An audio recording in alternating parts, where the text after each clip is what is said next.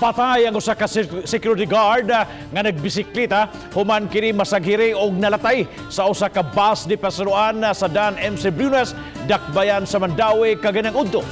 Adunay live report si Fee Marie Dumabok. Fem. Bob, tungod sa maong insidente ni Mando ang Pangulo sa Traffic Enforcement Agency of Mandawi Kuntim sa pagpa-account kung ikapila na kini nga disgrasya sa kadalanan di sa Dakbayan sa Mandawi nga naglambigit sa public utility bus kini aron sa ilang himuong aksyon ug ang pagpatawag sa kumpanya niini. Nakuhaan pa og CCTV video sa Mandawi City Command Center kining tawo nga nagbisikleta diha sa Dan MC Briones padung sa norte. Apan sa dihang ni overtake kaniya ang bus ni Pasuruan, makita nga nasaghiran ang monobela sa bisikleta. Na out of balance ang rider ug natumba padung sa bus. Matod ni Arnold Maligon, ang operations chief sa team, nga patay gyud nga nadangat sa tambalanan ang siklista.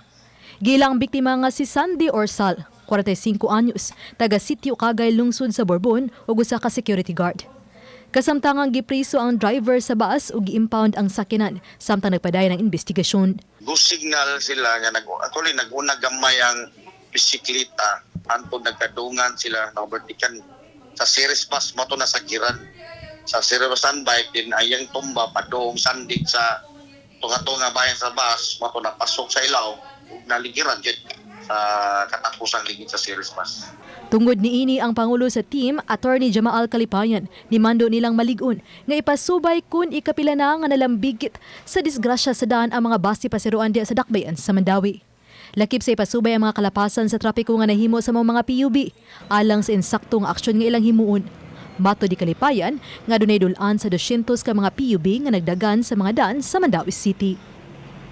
I myself was a victim of reckless driving, no. Aning mga ito a series bus po nga nagbike ko unya ang kaning series bus dili mo hunong sa iyahang bus stop magsige lang og kuan hunong og bisag asa unya hapit ko na igupod. We want to of course talk to the management of this bus company nga i-disiplina ni ang ilang drivers and to observe kaning pag-share sa daan sa nagkalain-lain nga mga road users. Bob, kung unsay resulta sa gipasubay na Attorney Kalipayan kalabot sa mga disgrasya nga naglambigit sa PUB diha sa kadalanan sa Dakbayan sa Mandawi, mo sa nga ipadangat ngadto sa Land Transportation Franchising and Regulatory Board. Samtang gipaabot nila nga maukihan ang mga requirements aron sa pagpabalik sa traditional PUJ ug ang pagsudod sa ubang mga investors alang sa modernized PUJ. Bob?